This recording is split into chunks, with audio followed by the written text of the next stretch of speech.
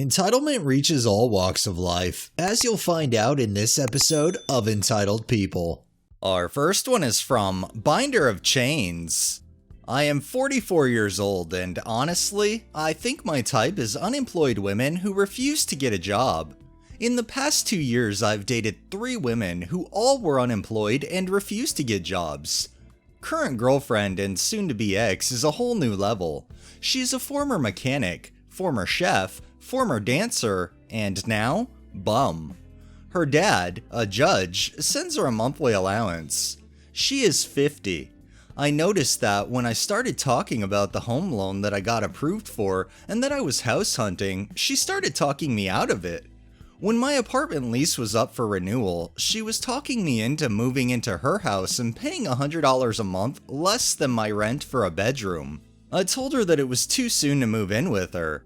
Recent events have got me thinking, and now I think I am done. First was in my birthday. She had me over. Okay. Then she demanded DoorDash and that I pay for it. On birthday dinner was DoorDash, paid by me, and she just picked the restaurant. When I explained to her in protest that I just got back from a 12-day business trip of only restaurant food and that I was sick and tired of restaurants, she said, "I don't have any food here, and if you went out and bought food, it would be 4 hours before dinner was ready. I don't use pre-packaged food." Now comes this week. I had some meat that was about to go bad, so I tossed it into a slow cooker. She told me she had no money and no food.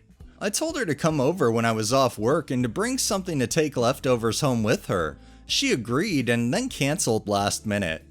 Next couple days, I just got texts from her being bitchy. Today, she told me that for the first time since Monday, she finally had food. Then she bitched at me for not feeding her.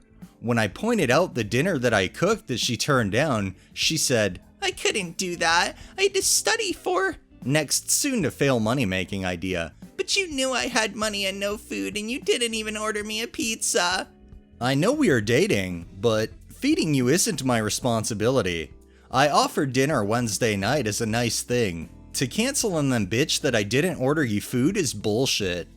I can definitely see why she's most likely now a potential ex, because if you have an attitude like that, it's gotta be very hard to have any form of a relationship too. The entitlement level of her is just absolutely ridiculous, and it seems like it was encouraged by her father and possibly mother as well.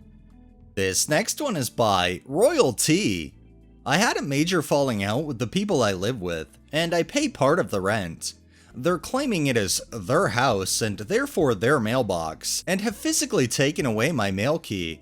I have checks and possibly bills coming in soon, and I need someone's advice. I have already filed a change of address with the USPS, but I am worried the change won't be valid in time, and they will try to steal my checks.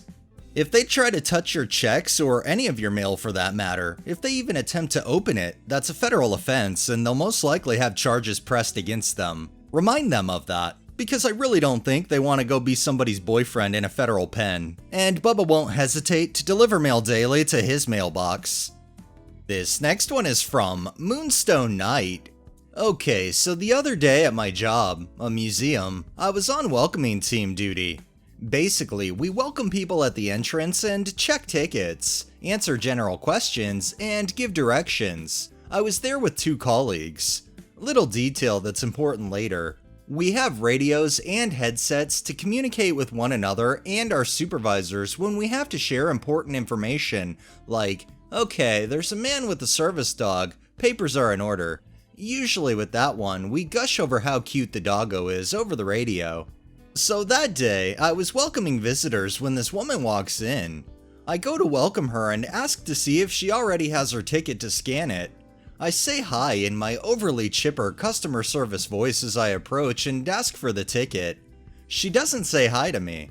She just stops and gives me this once-over look and stares at me very intently.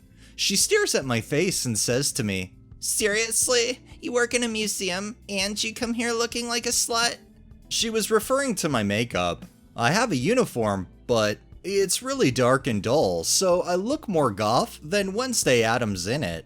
We can't dye our hair, but there's no rule about makeup. so I tend to do very colorful, bright eye makeup with glitter and shiny eyeliner because I like color. It was the first time anyone said anything negative about my makeup style. I kinda froze because, sure, sometimes people complain about stuff, but to have someone walk in and first thing they say is a personal insult, that's a first.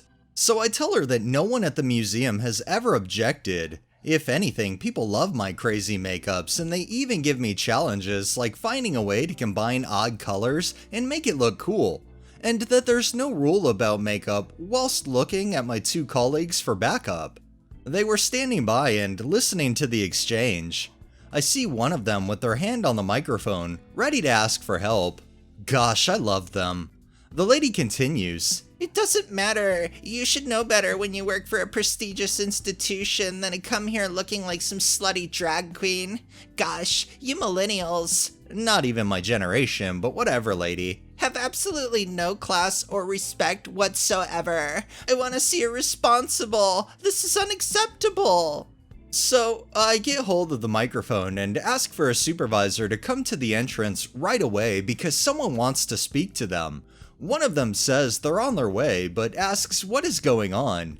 I answer honestly. There's a lady who said I look like a slut and that I shouldn't come to work looking like that.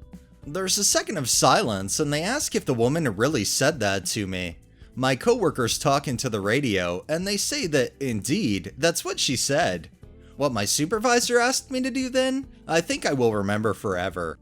They tell me to remove my headset and hold the radio to the woman's face, which I do. Then, through the radio, they tell that rude lady, "Our museum does not tolerate any rude, insulting, or threatening behaviors towards our employees. Leave now or the next person you shall speak to will be the head of security." Her face went completely white, just complete shock. And she did end up speaking with security and was escorted out swearing she would sue us to non-existence. Just her face when she heard that message through the radio. That scene will live in my brain forever.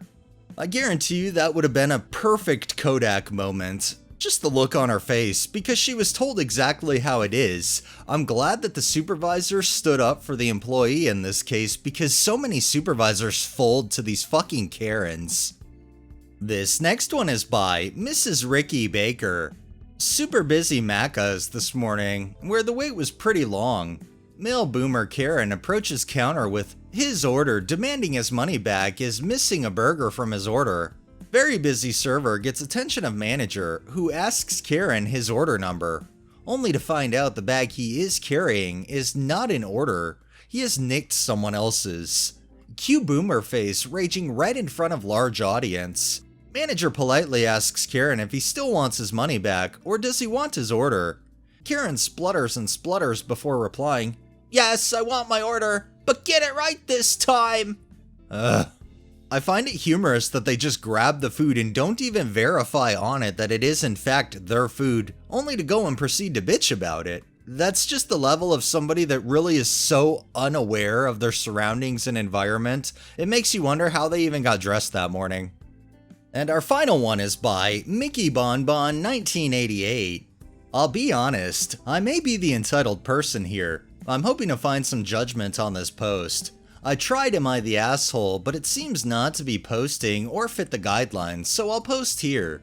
I've worked in multimedia advertisement production for a long time, 15 plus years, and I've been freelancing for a few months.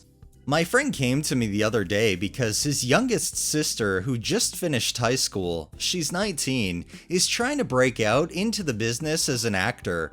I explained to him if it's something she really wants to go for, that she needs to find a small casting agent and try to start in background work. And I was completely honest with him that I know his sister and she's going to really struggle in the business, mostly because she doesn't have the look that advertisers and other productions are looking for. I also went into detail that if she really wants in the business, she's better suited going to school and work behind the screen like I did. He was not having it and insisted that I meet with her, fully expecting that I find her work. After a bit of discussion, I agreed to meet with her at my home office, but it's something he really does not want. I told him I'm going to be brutally honest with her. I had the chance to meet with her and she arrived with a very smug attitude. My friend had told her that I had work for her. Complete bullshit. Well, I sat down and had a solid hour meeting with her and I explained what production companies are looking for. And yeah, it's possible for her to find some background work. It's out there, but she's going to struggle in the industry. I told her she's better off being behind the camera to go to school to learn the skill, but she was having none of it. She got mad at me and said that she was promised that I would get her in, that I'm the guy who will do it. After that, I was brutally honest. I explained that she doesn't have the look advertisers want, she doesn't have the vocal range the radio advertisers would like to hear, and the career and job isn't suited for her. That you won't honestly most likely never break out into the industry, and I'm sorry, it's true. That she'll most likely end up in the trap a lot of wide-eyed, happy-lucky people who think they're going to make it in the industry fall into. She's going to need some scummy casting agent that's going to promise her the moon and end up doing porn. The industry is a beast that will chew you up and spit you out. I wasn't trying to be cruel, just honest. The industry is truly evil. Now, my friend is pissed off at me, calling me an asshole because I have connections. I could have found her good work, blah blah blah. And yes, that's true, but it would hurt my relationships with the people I work with. I can't be asked to find someone who is ABC and then give them someone who is XYZ. So yeah, people of Reddit, am I an asshole? If telling somebody the absolute truth and exactly how it is makes you an asshole, then I guess you are one. But in my experience and my honest opinion, you're not, because you told this person exactly what they needed to hear, it's just not what they wanted to hear. Kudos to you for being straightforward. Alright, that's enough entitlement for the day. Well, that wraps up this episode of Entitled People. If you liked the video, please drop a like, share my content on all of your social media, subscribe if you haven't already, and make sure to hit that bell so you're notified every time I upload, and drop a comment down below. It really helps with the algorithm and helps new people find my channel. Thanks for watching, thanks to my patrons, have a great day and stay safe out there.